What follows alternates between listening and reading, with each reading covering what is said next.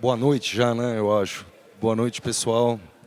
Obrigado pelo Jordão, pela equipe de estar presente aqui. Muito bacana ter um evento de empreendedorismo aqui no Brasil. Empreendedorismo de verdade é uma coisa impressionante. Vou contar, eu não sou palestrante, vou contar um pouco da minha história profissional. Espero que traga insights ou ideias ou inspiração para vocês. E vou começar meio numa ordem cronológica. E escolhi aqui uma foto de escola minha para colocar.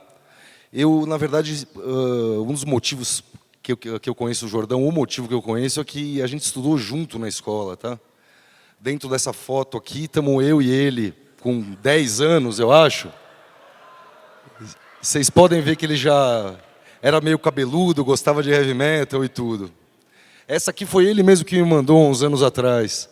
É na nossa formatura de 8ª série.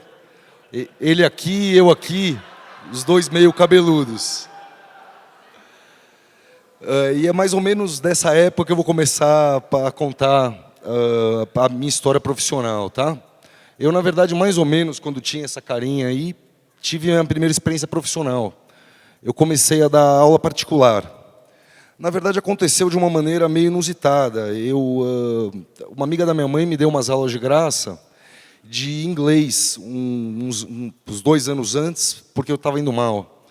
E depois o filho dela, que era mais novo, estava com problemas de matemática, ela sabia que eu ia bem de matemática, e eu dei uma aula para ele, dei algumas aulas para ele, e ela fez questão de me pagar. E eu nem estava pensando muito nisso, mas me caiu a ficha que isso poderia ser uma maneira de eu ter uma renda, moleque, tudo, e foi uma coisa que eu acabei seguindo por muitos anos, tá? Eu fiz faculdade de engenharia.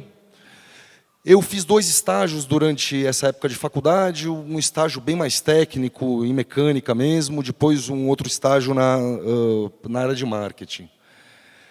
Quando eu estava fazendo o segundo estágio, eu dei aula, aproveitei as aulas particulares, queria ganhar mais uma graninha e dei aula durante um ano em escola da prefeitura, aula de matemática também. E como a faculdade de engenharia é complicada, meio período integral, mas eu pegava um monte de DP, era uma confusão, sempre que eu podia, eu fazia algum bico. Cheguei a vender moto, trabalhar na Disney On Ice, fazer pesquisa, aula particular e outras coisas aí. Tá? Parece que nada disso serviu para nada, até porque o meu sentimento no final disso não era dos melhores, mas eu descobri o que eu não queria. Eu não queria trabalhar em fábrica, eu não queria ser engenheiro técnico, não queria ser professor, não queria ser funcionário público. Então, a maioria das experiências que eu tinha tido não me serviam de grandes coisas. A coisa mais bacana, talvez, foi que, quando eu trabalhava na área de marketing do segundo estágio que eu fiz, eu, na verdade, passava o dia inteiro fazendo planilha para a diretoria usar. E, puta, eu fiquei bom pra caramba nesse troço, aprendi bastante sobre banco de dados, estatísticas, transformei uma parte das planilhas num softwarezinho em DBase e foi muito bacana. E eu entendi formação de preço e custo. Eu tinha curiosidade, eu tinha acesso a um material que, de certa forma, era confidencial, que os diretores usavam, e ao invés de simplesmente eu fazer simplesmente formatar as coisas, fazer as contas, eu procurei entender como é que esse negócio funcionava, tanto em receita, despesa, e foi uma coisa muito interessante. Mas, na época, não me dava tanto conta. Conheci diferentes tipos de empresas, de culturas, de chefes, até na Disney On Ice eu aproveitei para conhecer algumas coisas lá, tá? Só que o problema é que eu cheguei aí com uns 25 anos, já me sentindo velho, e tive um insight. Eu falei, fudeu, não sei fazer nada, não vou ser engenheiro, não adiantou nada o que eu estudei. Puta, meu, vou ser pobre, vou ser fracassado, estou fudido. Bom, o que eu vou fazer? Quer dizer, uma das coisas que eu pensava era ir para um lado de humanas. E eu tive uma oportunidade também, de uma maneira meio inusitada, conversando com um amigo, e fui fazer um bico numa agência de publicidade. E, na verdade, essa agência de publicidade, eu fiquei nesse grupo depois por 16 anos. O que foi? Bom, era uma empresa familiar e era muito focada no mercado de classificados de imóveis e no mercado imobiliário. O mercado de classificados de empregos também tinha. Tá, eu fui efetivado depois de um tempo. Conheci um ambiente de trabalho muito diferente do que eu tinha conhecido nas fábricas e nas outras empresas que eu tinha trabalhado. Na verdade, era uma bela zona, a agência de publicidade, a hierarquia e tudo. Então, para mim, foi muito legal, por um lado, porque primeiro que isso se compensava numa camaradagem, num estilo diferente, quer dizer, um ajudava o outro e as coisas acabavam saindo. E depois que eu tive uma oportunidade de trabalhar com um monte de coisa lá dentro. Eu tinha disposição e estava com pique e fiz diversas coisas diferentes. Trabalhava muitas vezes 60 horas por semana, prazo insano, entregava tudo no final de semana, era agência de varejo. Tá? E aí surgiu uma grande oportunidade para mim, que foi o projeto do Imóvel Web.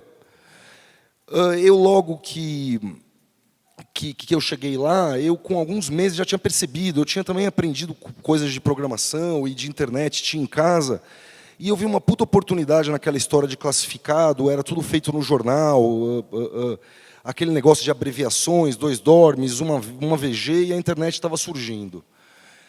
A gente apresentou o projeto para o dono da agência, e a gente queria 30 mil dólares na época, eram uns 30 mil reais, acho que 40 mil reais, dava uns 30 mil dólares na época. E ele falou que beleza, só que a gente não podia trabalhar no horário de trabalho. Então, na verdade, se eu já trabalhava algumas vezes 60 horas por semana, eu passei a trabalhar de sábado, domingo, ficar até meia-noite e tudo mais. E demorou um pouco para a gente pôr o projeto no ar. Eu era o chefe da história, mas eu era um CEO de mim mesmo, e nem o tempo inteiro. Mas a gente conseguiu fazer o site ter audiência, ter ofertas numa época que não existia praticamente nada, talvez só Web Motors na área de carro. Tá?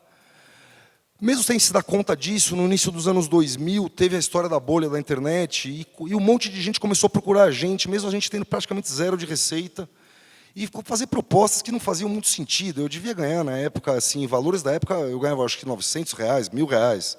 E começaram a vir falar em milhões de dólares e tudo mais. Foi uma piração.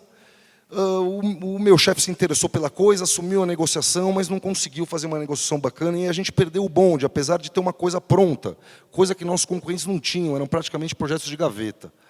Pior, eles pegaram bastante dinheiro, o Planeta Imóvel, na época, pegou dinheiro da Globo, do Estadão, o Ariault pegou dinheiro do maior site de imóveis americano, que era o Home Store, o Imóveis Bank Boston, e a gente ficou na mão.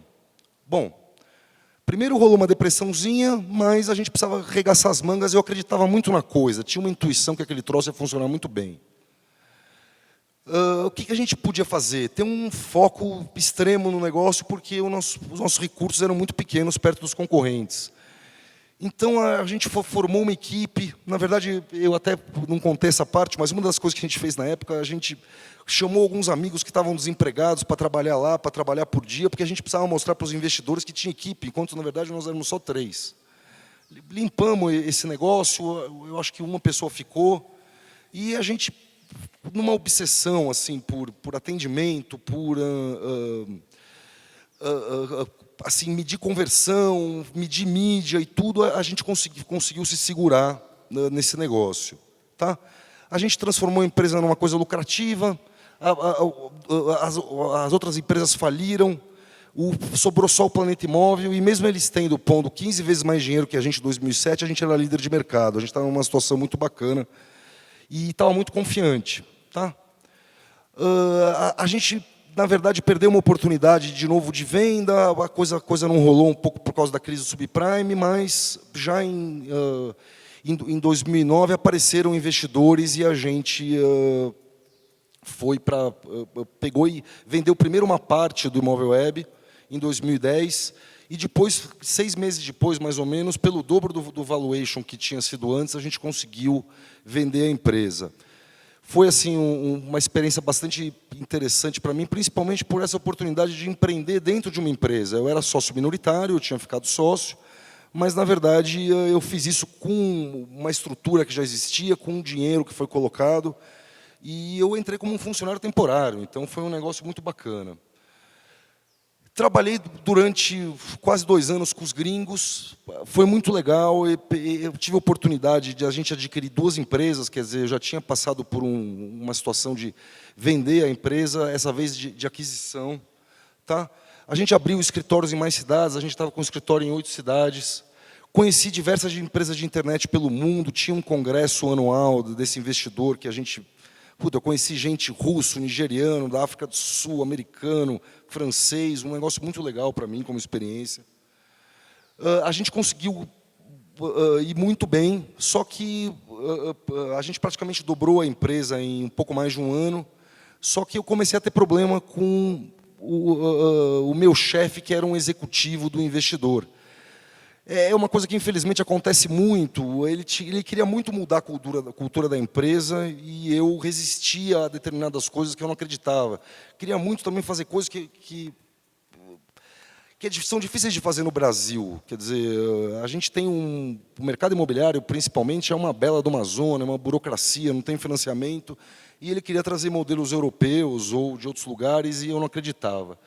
Eu acabei saindo da empresa. E depois, eu acho que assim, no começo eu fiquei bastante triste, mas depois de um ano eu já sabia que, na verdade, me deu até mais confiança, porque eu percebi que eu estava certo. E a empresa perdeu bastante depois, mudando a cultura. Tá? Depois de ter trabalhado com internet, com mercado imobiliário, eu, na verdade, tive uma oportunidade, um ano depois, de entrar num mercado completamente diferente. Eu já estava procurando alguma coisa para investir, e apareceu na minha vida a Urban Arts. Foi de uma maneira bastante interessante, porque eu fui fazer uma consultoria gratuita para um amigo, que a gente fechou numa mesa de bar. Eu disse para ele que eu fazia uma consultoria de um mês na empresa dele, se ele me pagasse uma chopada no final da consultoria. E, na verdade, o sócio dele virou meu sócio na Urban Arts. Ele tinha essa empresa, gostou pra caramba da consultoria que eu fiz, e começamos a conversar a respeito. Eu achei, o modelo de negócio muito bacana, gostei muito dos produtos e estava a fim de fechar negócio.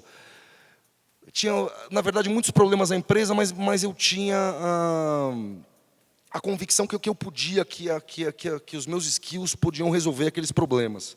Só que eu tinha toda uma parte que eu não conhecia. Eu não sabia de varejo, eu, na verdade, vendia por trás de um computador há 12, 13 anos.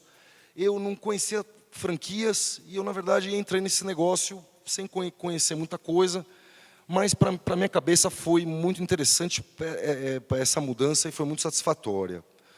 A gente combinou um test drive, eu fiquei um test drive de 8 meses, mas 2, 3 meses depois a gente já estava fechando o negócio para ser sócio. Tá?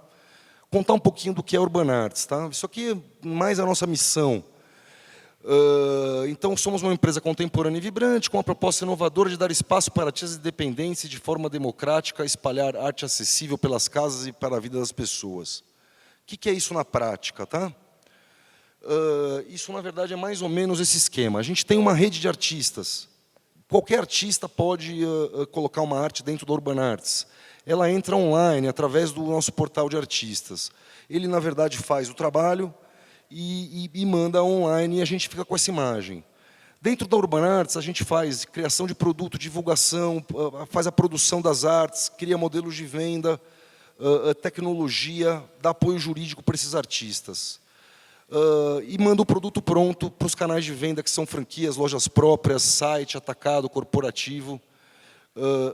E é um negócio muito legal, a gente tem artistas de todo mundo. A gente está dando oportunidade de gente tirar trabalhos prontos da gaveta. A gente está dando oportunidade de as pessoas mais bem-sucedidas nisso viverem de arte. E, por outro lado, a gente está dando oportunidade para as pessoas de consumirem arte. Porque o mercado de galerias de arte é uma coisa meio inalcançável para a maioria das pessoas. Por exemplo, eu entrei numa loja na Gabriel Monteiro da Silva, um pouco antes, pesquisando sobre Urban Arts. A gente está falando de coisas de preço de 400 mil, 500 mil, 40 mil, 50 mil. Isso não é plausível. E, por outro lado, existem pôsteres de R$50 que são sempre os mesmos e que não são tão bacanas. Tá?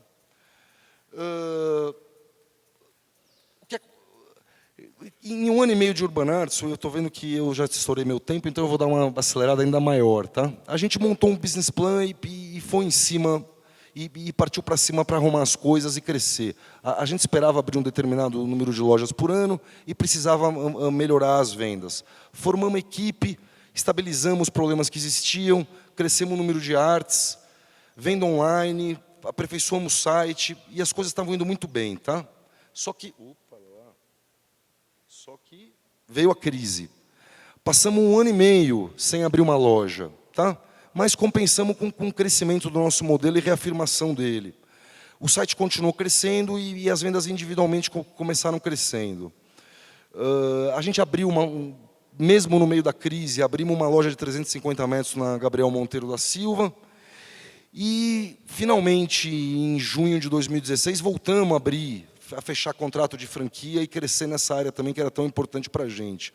De certa forma, atrasamos o nosso business plan em 1 ano, mas assinamos mais 10 lojas nesses últimos 12 meses. Tá?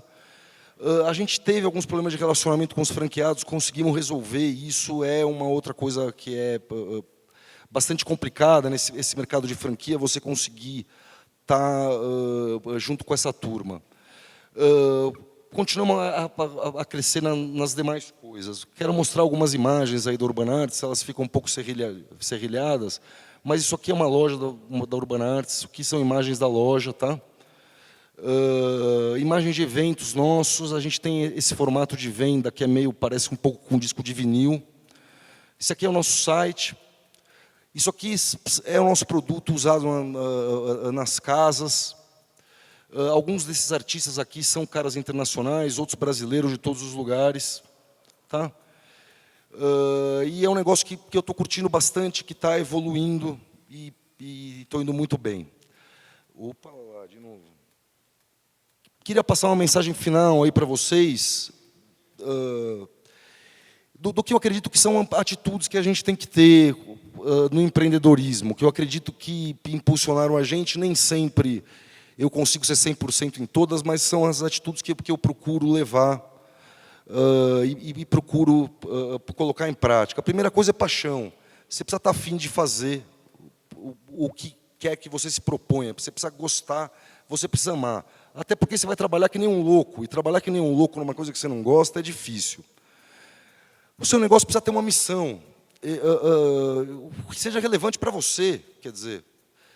Não dá para conquistar o mundo, ou até dá, mas eu pelo menos não me vi em condições de conquistar o mundo, mas consegui, eu acho que, fazer coisas que eram relevantes para mim e que melhoravam em determinadas áreas. Precisa ter foco, tá? É meio óbvio, uma disposição de entregar o melhor. É duro fazer as coisas meia boca, quer dizer, se você fizer uma coisa nota 6 ou nota 7, vai ser difícil você realmente despontar no mercado. Tem muita gente correndo atrás. Valorizar parceria. O que é parceria? Eu ouvi aqui mais de uma vez se falar isso. Putz, precisa valorizar os funcionários que estão com vocês. Eu, tanto no Imóvel Web quanto na Urban Arts, a gente teve a oportunidade de transformar funcionários em sócios, mas também valorizar até a tia do café, quer dizer, valorizar os fornecedores. Eu acho que a gente está numa era que não se massacra fornecedor, e sim se junta com ele para construir um negócio mais bacana. Muitas vezes esses caras vão trazer ideias para vocês e vão estar junto com vocês para conseguir pôr em prática as suas ideias. E as ideias, inovação, a gente está num mundo com tanta inovação, a gente precisa pensar em coisas novas, jeito novo de fazer. Autodisciplina. Você vira seu chefe. Não adianta, não vai ninguém mandar você fazer tal coisa. Se você se ficar numa zona de conforto, de só fazer o que você gosta, está danado. Eu, por exemplo, odeio contrato, odeio tudo que se relaciona com jurídico, mas tem uma hora que eu preciso parar e ter uma hora para ler os contratos e para ver as coisas. Forçar seus limites, quer dizer, pensar sempre que você pode fazer um pouco melhor, que você pode ir um pouco além. Tá? E ir se aprimorando. Conforme você força seus limites, você vai se aprimorando e você vai fazendo as coisas melhor. Algumas dicasinhas extras aí, tá? Ajude a sorte a te ajudar. Eu acho que eu tive várias oportunidades na minha vida que eu estava aberto para fazer coisas que eu não tinha nenhum objetivo muito claro de ganhar dinheiro, mas eu estava nas paradas de sucesso aí para tentar aparecer alguma coisa. Tudo bem que o ótimo é inimigo do bom, mas, porra, nas coisas importantes, no core do seu negócio, você tem que ser ótimo. Você tem que, pelo menos, buscar o ótimo. Tem que ser ousado, tem que arriscar. Tá?